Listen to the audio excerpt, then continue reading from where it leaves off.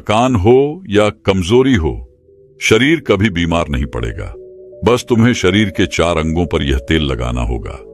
वही तेल कौन सा है, ये आज हम एक बौद्ध कहानी की मदद से जानेंगे। तो चलिए दर्शकों, कहानी की शुरुआत करते हैं। जिस प्रकार से आप किसी वृक्ष की जड़ों में पानी डालते हैं तो वह जड़ में डाला हुआ पानी वृक्ष के पत्ते तक पहुंच जाता है, और अगर आप ऊपर ऊपर से जल का छिड़काव करते हैं तो उसका कोई प्रभाव नहीं पड़ता और जल के अभाव में वृक्ष सूख जाता है। मतलब सही स्थान पर जल डालोगे तो लाभ होगा। इसी प्रकार से हमारे शरीर में कुछ ऐसे विशेष स्थान होते हैं जहां पर आप तेल लगाते हो तो उसका प्रभाव हमारे पूरे शरीर पर पड़ता है। हमारे आयुर्वेद में बताया गया है, यदि हम शरीर के इन 4 स्थानों पर तेल लगाते हैं तो उससे हमारा शरीर खुद अपनी बीमारियों को स्वतः ही ठीक कर लेता है। और सबसे अच्छी बात तो यह है कि इसमें ज्यादा समय भी नहीं लगता और कोई खर्चा भी नहीं आता, बल्कि आपके शरीर को भी लाभ प्राप्त होता है और आप बहुत सारी बीमारियों से बच जाते हैं। तो आइए जानते हैं आखिर वो कौन सी ऐसी 4 जगह हैं जहां पर हमें तेल लगाना चाहिए और हमें किस तरह का तेल लगाना चाहिए और किस समय पर लगाना चाहिए। एक बार की बात है, एक गुरु जो आयुर्वेद के बहुत बड़े झांता थे, वह अपने शिष्य से कह रहे थे कि बेटा, क्या आपको पता है कि आपका शरीर किससे बना है? हमारा शरीर 5 तत्वों से बना है। इन 5 तत्वों में प्रोटीन, विटामिन जैसी ये सभी चीजें आती हैं और हमारे शरीर में 3 दोष पाए जाते हैं, वात, पित्त, कफ। और हमारी हर बीमारी की जो भी जड़ है वह इन 3 दोषों में ही होती है। क्योंकि अगर हमारे शरीर में वात बिगड़ता है तो 60 से 70% बीमारियां आती हैं, और अगर पित्त बिगड़ता है तो 15 से 20% बीमारी आती है, और अगर हमारा कफ बिगड़ता है तो हमारे शरीर में 5 से 10% बीमारियां आती हैं। यह तीनों ही दोष हमारे शरीर में पाए जाते हैं। जब आपकी बाल अवस्था होती है, यानी जब आप जन्म लेते हैं, तब से लेकर 14 वर्ष की उम्र तक जो भी समय होता है, इस समय हमारे शरीर में कॉफ ज्यादा बनता है। यह प्रकृति की देन है और यह कॉफ इसलिए बनता है क्योंकि हमारा शरीर ग्रो करता है। इस समय कफ का बनना बहुत जरूरी भी है, लेकिन हमें इस पर ध्यान देना है कि हमारा जो कॉफ है वह संतुलन में रहे, वह ज्यादा बड़े नहीं। अब छोटे बच्चों को तो इस बात का पता ही नहीं रहता, लेकिन उनके माता पिता को इस बात का ध्यान रखना चाहिए कि उनके बच्चे को ऐसा आहार न दे जिसके द्वारा उनका कफ बिगड़ जाए, क्योंकि अगर कफ बिगड़ गया तो उन्हें टीबी, दमा इत्यादि भयंकर बीमारियां हो सकती हैं। इसके बाद युवावस्था है, जो अवस्था 15 साल से 60 साल तक बनी रहती है। इस समय हमारे शरीर में पित्त प्रवेश सबसे ज्यादा होता है, यानी कि इस समय हमारे शरीर का ध्यान रखना होगा कि हमें ऐसी चीजें नहीं खानी है जिससे हमारा पित्त बिगड़े, क्योंकि अगर पित्त बिगड़ गया तो हमारे शरीर में 15 से 20% बीमारियां आ सकती हैं। इसके बाद आती है वृद्धावस्था। यह 60 से ऊपर की उम्र होती है। उस समय हमारे शरीर में बहुत ज्यादा वात बिगड़ता है और वह बिगड़ने की वजह से 60 से 70% बीमारियां हमारे शरीर में आ जाती हैं। 5 तत्व और 3 दोषों में जब भी कोई कमी आती है तभी हमारा शरीर बीमार पड़ता है, अन्यथा हमारा शरीर बीमार नहीं होता। बहुत से लोग कहते हैं कि भगवान ने हमें ये कष्ट दिया है, वो कष्ट दिया है, इतनी गंभीर बीमारियां दे दी, टीबी, कैंसर, थायराइड दे दिया। लेकिन यह सारी बीमारियां इंसान स्वयं ही पालता है, क्योंकि हमारी प्रकृति तो ये कहती ही है कि आप प्रकृति से प्राप्त भोजन पदार्थ का सेवन करें। लेकिन आप क्या करते हैं? आप पिज्जा, बर्गर, चाउमीन ये सभी खाते रहते हैं। आयुर्वेद कहता है कि आप पानी पीने के सही तरीके अपनाएं, लेकिन नहीं, आपको तो फ्रिज का पानी पीना है, कोल्ड ड्रिंक पीना है। अगर आप प्रकृति के नियमों के हिसाब से नहीं चलेंगे, आयुर्वेद के नियमों को नहीं अपनाएंगे, तो आपका शरीर तो बीमार होगा ही। इसमें भगवान क्या कर सकता है? लेकिन अगर आप आयुर्वेद के नियमों को अपने जीवन में अपना लेते हैं तो जीवन भर आपका शरीर बीमार नहीं पड़ेगा। फिर गुरु उनसे कहते हैं कि बच्चों, आज मैं तुम्हें 4 ऐसे अंग बताऊंगा जहां पर तेल लगाने से आपके शरीर में कभी भी कोई बीमारी नहीं होगी और इससे आपके तीनों दोषों का संतुलन भी बना रहेगा और आपके शरीर में किसी भी 5 तत्वों की कोई कमी नहीं आएगी। सबसे पहला है आपकी नाभि, दूसरा है आपके पैर के तलवे, तीसरा है आपकी नासिका और चौथा अंग है आपका। सिर्फ यह 4 सबसे महत्वपूर्ण अंग है और इन चारों अंगों पर आपको तेल लगाना है, लेकिन आपको यह ध्यान रखना है कि कब और कैसे लगाना। सबसे पहले हम जानते हैं नाभि के बारे में। बच्चों, यह आपके शरीर का सबसे महत्वपूर्ण अंग है क्योंकि यह आपके 72,000 नाड़ियों का केंद्र है। यह एक ऐसा केंद्र है जो सबसे अधिक नाड़ियों से जुड़ा हुआ है।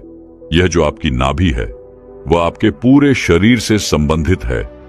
जब आप नाभि में तेल का प्रयोग करते हैं तो उससे पूरे शरीर की नाड़ियां प्रभावित होती हैं। पूरे शरीर में ठीक प्रकार से ऊर्जा का संचार होता है। आप और भी ज्यादा ऊर्जावान और जवान महसूस करते हैं। आपने देखा भी होगा कि जब छोटा बच्चा जन्म लेता है, जब वह बहुत छोटा होता है तो उसके माता पिता उसके पूरे शरीर पर तेल की मालिश करते हैं, क्योंकि उस समय शरीर पर तेल की मालिश करने से हड्डियां मजबूत होती है। इसलिए आपको भी नाभि में तेल लगाना है और आपको शुद्ध सरसों का तेल लगाना है। किसी भी कंपनी का तेल आपको नहीं लेना है क्योंकि वो शुद्ध नहीं रहता। उसमें विभिन्न प्रकार के केमिकल होते हैं जो आपको नुकसान पहुंचा सकते हैं। अगर आप इन दोनों बातों को कंपेयर करेंगे तो आपको पता चलेगा कि ये जो शुद्ध सरसों का तेल होता है थोड़ा गाढ़ा होता है और थोड़ा बहुत गंदा भी होता है, लेकिन जो तेल आप बाजार से खरीदते हैं वो बिल्कुल साफ होता है क्योंकि उस तेल में केमिकल डाले होते हैं जिससे वो तेल साफ हो जाता है। इसलिए आपको सरसों के बीज खरीदने हैं और अपनी आंखों के सामने उनका तेल निकलवाना है और फिर उसी तेल का आपको प्रयोग करना है और आपको सोते समय अपनी नाभि पर उस तेल को लगाना है। नाभि में तेल लगाने का सबसे पहला लाभ यह है कि जब आप नाभि में तेल लगाते हैं तो इससे आपकी जठराग्नि बढ़ती है। जठराग्नि आपके पाचन कार्य में कार्य करती है, लेकिन जब आपकी जठराग्नि बंद हो जाती है तो आप जो भी भोजन करते हैं उसका पाचन ठीक प्रकार से नहीं हो पाता, वह आपके शरीर में लग ही नहीं पाता, जिससे आपको भूख कम लगती है और फिर वो भोजन पेट में सड़न मचाता है। तो नाभि में तेल लगाने से ये जो जठराग्नि है वह बढ़नी शुरू हो जाती है और भोजन आपके शरीर को ठीक प्रकार से लगता है और जब भोजन ठीक प्रकार से पचता है तो उससे जो भी पाचक रस निकलते हैं वो भी एक प्रकार से निकलते हैं और आपके शरीर में पोषक तत्वों की पूर्ति करते हैं, जिससे शरीर के विभिन्न भागों पर, पूरे शरीर पर उसका प्रभाव होता है। नाभि में तेल लगाने का दूसरा फायदा यह है कि इससे आपकी अपान वायु संचालित होती है। अपान वायु नाभि के नीचे के क्षेत्र में काम करने वाली वायु होती है और ये जो वायु हैं ये मल्लों के विकास से संबंधित हैं, यानी कि ये आपके शरीर में टॉक्सिन्स बाहर निकालने का कार्य करती है। तो जिन लोगों को कब्ज की परेशानी रहती है, ठीक प्रकार से मल विकास नहीं होता, उनके लिए बहुत उपयोगी है। और मासिक चक्र में जो महिलाओं को मासिक अधिक प्रेरणा होती है उसमें भी ये उपयोगी है। और मूत्र विकार, यूराइन से संबंधित कोई भी समस्या अगर आपको या फिर किसी व्यक्ति को रहती है तो उसके लिए भी यह उपयोगी होती है। तो यह अपान वायु को संतुलित करता है, जिससे विभिन्न प्रकार के फायदे मिलते हैं। नाभि में तेल लगाने का तीसरा सबसे बड़ा फायदा यह है कि इससे आपकी त्वचा अच्छी रहती है, त्वचा पर ग्लो आता है।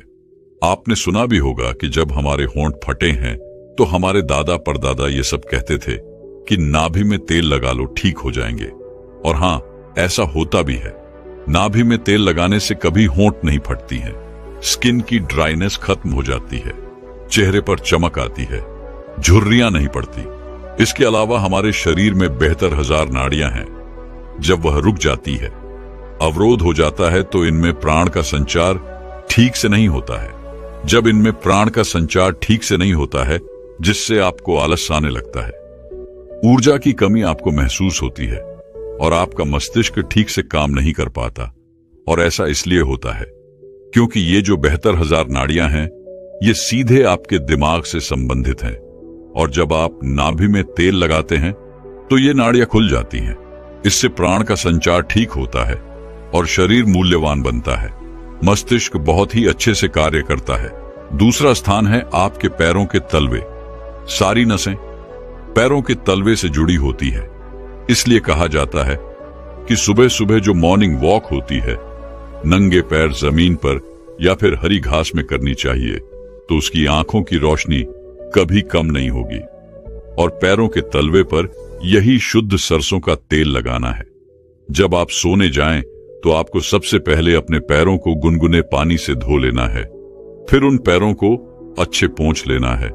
पैर पोंछने के बाद जब आपके पैर एकदम से सूखे जाएं, तब आपको एक कटोरी में सरसों का तेल लेना है और उसे अपने पैरों के तलवे पर लगाना है। इसके बाद में अगर आपके घर में कांसे की कटोरी है तो उससे अपने पैरों की मालिश करनी है, क्योंकि कांसे के बर्तन से शरीर में जितनी भी गंदगी रहती है वह सब बाहर आ जाती है। कांसे के बर्तन जब हम पैरों में खसर करते हैं तो आपके पैर थोड़े से काले होने शुरू होते हैं। इससे शरीर में विषाक्त पदार्थ कम होते हैं। जिसके पैर के तलवे कम काले होते हैं उसके शरीर में विषाक्त होता है, और जिसके पैरों के तलवे ज्यादा काले होते हैं उनके शरीर में विषाक्त ज्यादा रहता है। अगर आपके घर में आपकी माता है, आपकी पत्नी है, तो आप उनसे अपने पैरों के तलवे की अच्छी तरह से मालिश करवाएं, और अगर नहीं है तो आप स्वयं ही मालिश कर सकते हैं। जब आप 5 मिनट तक अपने पैरों के तलवे की मालिश करते हैं तो आपको तुरंत नींद आना शुरू होती है। जो लोग सोने के लिए नींद की दवाई का प्रयोग करते हैं, जिनको चिंता रहती है, डिप्रेशन रहती है, इसकी वजह से उनको नींद नहीं आती, जिनकी याददाश्त कमजोर होती है, दिमाग से संबंधित कोई भी बीमारी रहती है, तो ये सब खत्म हो जाती है। जब आप सोएंगे तो सीधा 4 बजे आपकी आंख खुलेगी। आपको गहरी नींद और अच्छी नींद आएगी। आपकी चिंता, डिप्रेशन सब खत्म हो जाएगा। अब हम जानते हैं तीसरा, जहां पर आपको तेल लगाना है वह है हमारा सिर। सर्दियों के मौसम में जब आप शाम को नहीं नहाते हैं, लेकिन आप गर्मियों के मौसम में शाम को अवश्य नहाते हैं, तो नहाने के बाद आपके बालों को अच्छे से सूखा लें। उसमें पानी नहीं रहना चाहिए। इसके साथ आपको अपने सर में वही शुद्ध सरसों का तेल लगाना है। आप जो ये विभिन्न प्रकार के तेल लगाते हैं ये केमिकल से भरे हुए होते हैं। आजकल कंपनियां विज्ञापन दिखा दिखाकर लोगों को अपनी तरफ आकर्षित करती है, लेकिन ये सारे के सारे तेल जो हैं वो केमिकल से भरे होते हैं। इनसे हमारे बालों को बहुत नुकसान पहुंचता है। इसलिए आपको शुद्ध सरसों का तेल आपके सिर पर लगाना है। इसकी अच्छे से मालिश करनी है। इससे आपकी थकान दूर होगी और आपको अच्छी तरह और गहरी नींद आएगी। सोते समय सर में तेल लगाने के बहुत फायदे होते हैं। इससे आपके बाल मजबूत होते हैं, आपके बाल काले घने होते हैं, आपको अच्छे से नींद आती है, गहरी नींद आती है, आपकी याददाश्त, आपके दिमाग की शक्ति मजबूत होगी, शरीर में शक्ति का संचार होगा, आपको कभी भी हेयर फॉल की समस्या नहीं होगी। जब आप बालों की जड़ों पर तेल लगाते हैं तो इससे ब्लड सर्कुलेशन बढ़ जाता है, और जब ब्लड सर्कुलेशन बढ़ता है तो वहां पर अत्यधिक मात्रा में ऑक्सीजन पहुंचती है, न्यूट्रिएंट्स पहुंचते हैं और वो अंग स्वस्थ होना शुरू हो जाता है। इसके बाद गुरु उन सभी बच्चों को कहते हैं कि हमारे शरीर का आखिरी अंग जहां पर हमको तेल लगाना ही चाहिए वह है हमारी नासिका। नासिका आपके सिर तक पहुंचने का मार्ग है। इससे हमारा दिमाग प्रभावित होता है। तो बच्चों, अगर आपको शुद्ध देसी गाय का घी मिल जाता है तो आप तेल की जगह घी का प्रयोग भी कर सकते हैं। आपको रात को सोते समय शुद्ध देसी घी के एक एक बूंद अपने नाक में डाल देनी है। नाक में घी डालने के इतने ज्यादा फायदे होते हैं कि आप सुनकर चौंक जाएंगे। अगर किसी के अंदर पागलपन है, 2-3-4 महीने के अंदर ही उसका पागलपन भी खत्म हो सकता है। यदि किसी के पर्दे में छेद है तो वो भी बिना ऑपरेशन के 3-4 महीने में ठीक हो सकता है। नाक में जितनी भी प्रकार की एलर्जी है, जैसे बार बार छिकाना, नाक में खुजली चलना, नाक बंद हो जाना, ये सारी समस्याएं खत्म हो जाएंगी।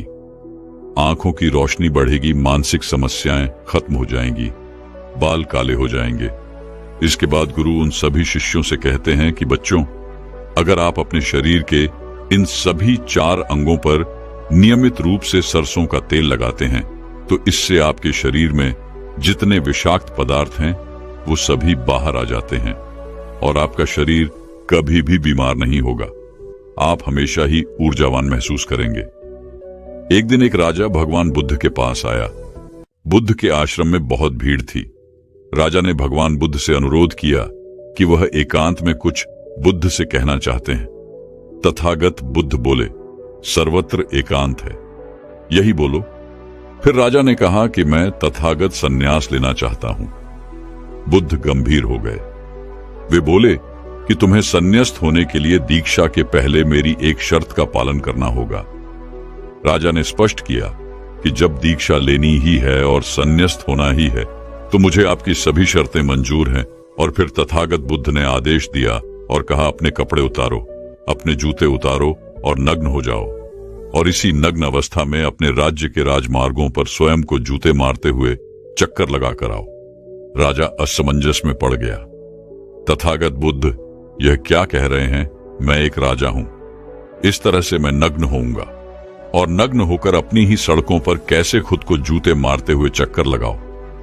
लेकिन फिर भी राजा को संन्यास्त होना था तो उन्होंने भगवान बुद्ध की शर्तें मान ली और वे वैसा ही करने के लिए निकल पड़ा।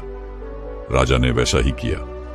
वह नग्न होकर स्वयं को जूते मारते हुए राज्य की सड़कों पर दौड़ने लगा और यहां उसके चले जाने पर शिष्य ने बुद्ध से कहा कि भंते, जब हम आपसे दीक्षा लेने आए थे तब आपने तो ऐसी कठोर शर्त नहीं लगाई थी। आप तो स्वयं करुणा अवतार हैं, फिर आपने राजा के साथ ऐसा कठोर व्यवहार क्यों किया? तब भगवान बुद्ध बोले, जब तुम लोग संन्यास लेने आए थे तब तुम्हारे अहंकार बहुत बड़े नहीं थे, इसीलिए तुम लोगों से घर घर भिक्षाटन करवा के ही काम बन गया। यह तो एक बड़े राजा है, इसका अहंकार भी बहुत बड़ा है, इसलिए जितना बड़ा रोग उतनी बड़ी दवाई, इसलिए महारोग की दवाई भी अधिक शक्तिशाली होती है। किसी कारणवश मैंने इनका परीक्षा भी इतना कठिन किया है। राजा जब इस दशा में अपनी ही प्रजा के सामने से गुजरेगा तो उसका अहंकार चूर चूर हो चुका होगा। राजा ने शाम तक शर्त पूरी कर ली और बुद्ध के चरणों में आकर गिर गया और फिर बोला, तथागत, अब तो मुझे आप दीक्षा देकर मुझे संन्यास्त करें। भगवान बुद्ध ने राजा के सिर पर मुकुट रखा और कहा कि अब तुम्हें संन्यास लेने की जरूरत ही नहीं है। जाओ और कर्ता भाव छोड़कर साक्षी भाव से राज करो। अब तो तुम राजस्व हो चुके हो, अब तुम राजस्व हो। देखिए दोस्तों, किस तरह से भगवान बुद्ध ने एक राजा को उपदेश दिया और राजा का जीवन धन्य हो गया। दोस्तों, यह छोटे से उपदेश से आपको क्या ज्ञान प्राप्त हुआ? कमेंट में हमें जरूर बताइएगा। चलिए अब जानते हैं स्वास्थ्य से संबंधित बहुत ही महत्वपूर्ण जानकारी। क्या आप जानते हैं कि यह हमारा शरीर किससे बना है? ये सबसे पहले जानना बहुत जरूरी है। और हमारे शरीर में कौन से 3 दोष पाए जाते हैं? हमारा शरीर 5 तत्वों से बना है और हमारे शरीर में 3 दोष पाए जाते हैं। वह दोष पित्त दोष और कफ दोष इससे जरूरी है क्योंकि यह हर एक बीमारी का कारण होता है, क्योंकि हर एक बीमारी की जड़ यही 3 दोष है। इसीलिए जानना जरूरी होता है। तो आपका शरीर का सबसे महत्वपूर्ण दोष यह 3 दोष हैं, पित्त दोष, वात दोष और कफ दोष। अगर आपके शरीर का वात दोष गड़बड़ हो गया तो 60 से 70% बीमारी होगी। अगर आपके शरीर का पित्त दोष गड़बड़ हो गया तो आपके शरीर में 15 से 20% बीमारियां होती हैं और यदि आपके शरीर का कफ दोष गड़बड़ हो गया तो 5 से 10% बीमारी होती है। अब इस तीनों प्रवृत्ति हमारे शरीर में कब से कब तक रहती है? जब हम जन्म से बाल्य अवस्था में रहते हैं, यानी जब हमारा जन्म होता है और 14 साल की उम्र तक हमारे शरीर में कफ प्रवृत्ति ज्यादा होती है। इस समय कफ ज्यादा बनता है। यह प्रकृति की देन है। कफ इसलिए बनता है क्योंकि हमारा शरीर ग्रो करता है। कफ बनना जरूरी है क्योंकि यह कफ हमारे शरीर के बहुत ही महत्वपूर्ण अंग है। बस हमें यह ध्यान देना है, हम अपने बच्चों को ऐसी कोई चीज नहीं देना है जिससे उनका कफ और बढ़ जाए, क्योंकि बच्चे उस समय कुछ नहीं जानते। पेरेंट्स को जागरूक होना होगा। बस हमें अपने बच्चे को कुछ भी ऐसे चीज नहीं देना है जिससे उसका कफ और बढ़ जाए। कफ बनाने वाली चीजें हमें उन्हें नहीं खिलानी है। नहीं तो क्या होगा, कॉफ से संबंधित जो 5 से 10% बीमारी है, जैसे टीवी, दमा, एस्मा, एस्नोबिलिया, ये सारी बीमारियां इसकी वजह से होती हैं। ये हर पेरेंट्स को ध्यान देना होगा। उसके बाद हम आते हैं बाल्य अवस्था से युवा अवस्था में। युवा अवस्था की आयु कितनी होती है? जब हम 15 साल से 60 साल के बीच में होते हैं। इस समय हमारा शरीर युवा अवस्था में होता है। इस समय हमारे शरीर में पित्त प्रवृत्ति सबसे ज्यादा होती है, सबसे ज्यादा पित्त बनता है। इसलिए हमें यह ध्यान देना होगा कि हम ऐसी कोई भी चीज ना खाएं जिससे हमारा पित्त दोष बढ़ जाए। अगर हमारे शरीर में पित्त दोष बढ़ जाएगा तो हमारे शरीर में 15 से 20% बीमारियां होती हैं। इसके बाद हमारा आता है वृद्धावस्था। 60 साल की उम्र हमारा वृद्धावस्था होता है। इस समय हमारे शरीर में वात दोष बढ़ता है और वात दोष से संबंधित 60 से 70% बीमारियां हमारे शरीर में होती हैं। तो आपको ऐसी कोई चीज नहीं खाना है जिससे वात दोष बढ़े। तो दोस्तों, ये आप समझ गए कि आपके शरीर में 3 दोष का क्या रोल है। इसलिए इन 3 दोषों से संबंधित जो भी जानकारी जहां से भी उपलब्ध हो, एकत्र करें और उसे अपने जीवन में लागू करें। कारण को दूर करें और हमेशा इस बात का ध्यान रखें कि इन 3 दोषों में क्या खाना चाहिए और क्या नहीं खाना चाहिए। इन दोषियों को बढ़ाने वाली चीजें कभी ना खाएं। अब आप इन तीनों दोषियों के बारे में जान गए हैं, तो अब जान लें कि आपका शरीर 5 तत्वों से कैसे बना है। आपका शरीर 5 तत्वों से बना है और इन 5 तत्वों में प्रोटीन्स, विटामिन्स, सारे तत्व आते हैं। अब इस 5 तत्वों में और 3 दोषों में जो भी कमी आती है, तभी आपका शरीर बीमार होता है, अन्यथा आपका शरीर बीमार नहीं होता।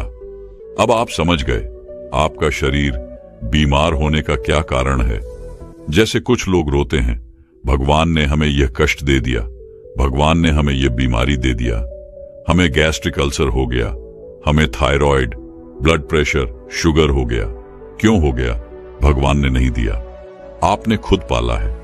जब प्रकृति आपको खाना खाने के नियमों का पालन करने के लिए कहती है, पानी पीने के नियमों का पालन करिए, इस प्रकृति का नियम पालन करिए, तो आप क्यों नहीं कर रहे हैं? जबकि हमारा शरीर उसी तत्वों से बना है, प्राकृतिक तत्वों से ही तो बना है। हमारा शरीर भी पानी से ही तो बना है, खाने से ही तो बना है, पोशाक तत्वों से ही तो बना है। ये सारे नियमों का आपको पालन करना होगा। अब जब यह हमारा पित्त दोष कह रहा है कि यह चीज मत खाइए, पित्त और बढ़ेगा, तो आप उसे क्यों खाते हैं? पिज्जा, बर्गर आप क्यों खाते हैं? चाय आप क्यों पीते हैं? चीनी आप क्यों खाते हैं? मैदा आप क्यों खाते हैं? जब आप ये सारी चीजें खा रहे हैं तो आपके पेट में एसिडिटी बनेगा, आपका पाचन तंत्र बीमार पड़ेगा।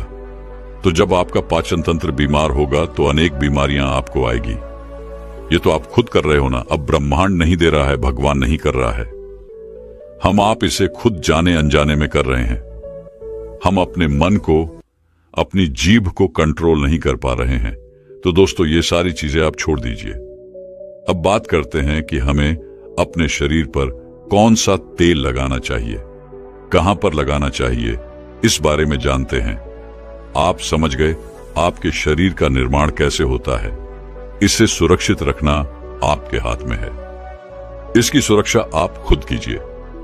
शरीर के 4 महत्वपूर्ण अंग हैं जिससे आपकी शरीर की सारी नसें जुड़ी हुई हैं। पहला है नाभि, दूसरा है पैर का तलवा, तीसरा है आपकी नाक और चौथा है आपका सर। यह 4 सबसे महत्वपूर्ण अंग है और इन चारों जगह पर आपको तेल लगाना है। बस ये ध्यान देना है कि आपको कब लगाना है और कैसे लगाना है। तो सबसे पहले चलते हैं आपके पैरों के तलवे। जो व्यक्ति रोज सुबह जागकर मॉर्निंग वॉक करता है, नंगे पैर जमीन पर या फिर हरी घास पर, तो दोस्तों उसकी आंखों की रोशनी कभी कम नहीं होती। तो इसीलिए आपको पैरों के तलवे में शुद्ध तोरी का तेल लगाना है। इसके अलावा आप शुद्ध सरसों का तेल भी लगा सकते हैं।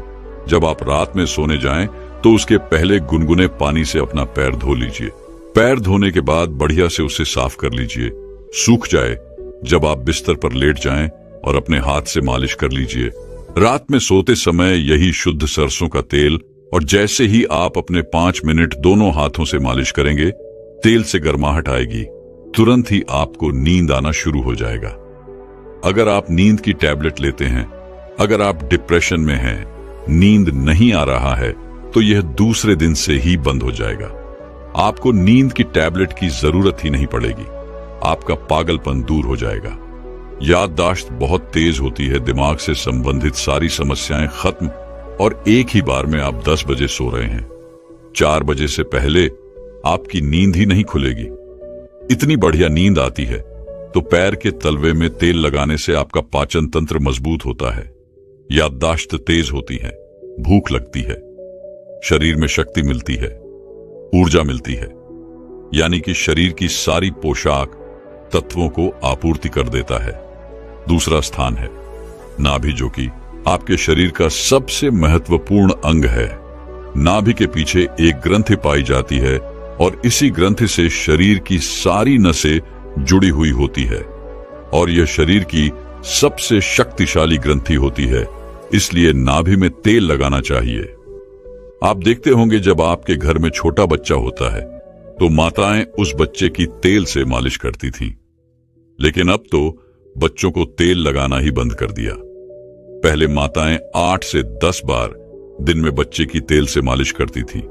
वे कहती थीं कि हम जितनी बार तेल की मालिश करेंगे, उनकी हड्डियां उतनी ही मजबूत होगी। और वह घर पर बना हुआ शुद्ध सरसों का तेल होता था। और वह शुद्ध सरसों घर का तेल और किसका बनाती थी? किसी सरसों को घूम करके, सरसों को रोककर पहले जो उसी से मालिश करती थी, पहले वह लगा देती, उसके बाद छोड़ा करके। लेकिन आज फैशन बदल गया है। लोग तरह तरह के केमिकल युक्त तेलों से मालिश कर रहे हैं। ये किसी काम का नहीं दोस्तों। कंपनियां हमें सिर्फ बेवकूफ बनाती हैं और इससे सिर्फ बीमारियां होती हैं, क्योंकि बच्चों की मालिश के लिए सबसे अच्छा तेल सरसों का है। और गांव के बच्चों को माताएं आज भी सरसों के तेल की मालिश करती है। गांव के बच्चे शहर के बच्चों की तुलना में कितने कमजोर हैं, इसे आप खुद अनुमान लगा सकते हैं। तो दोस्तों, ये नाभि आपके शरीर का सबसे शक्तिशाली हिस्सा है। तो जब माताएं नाभि में तेल की मालिश करती थी तो पहले फूंक मारती थी। फूंक मारने के बाद उसमें तेल लगाती थी और दिन भर में 3 से 4 बार तेल लगाती थी। तो दोस्तों, आपको भी आज से शुद्ध सरसों का तेल रात में सोते समय नाभि में लगाना है। और जब आप नाभि में तेल लगाते हैं तो इसके क्या फायदे होते हैं, आप यह जानकर चौंक जाएंगे।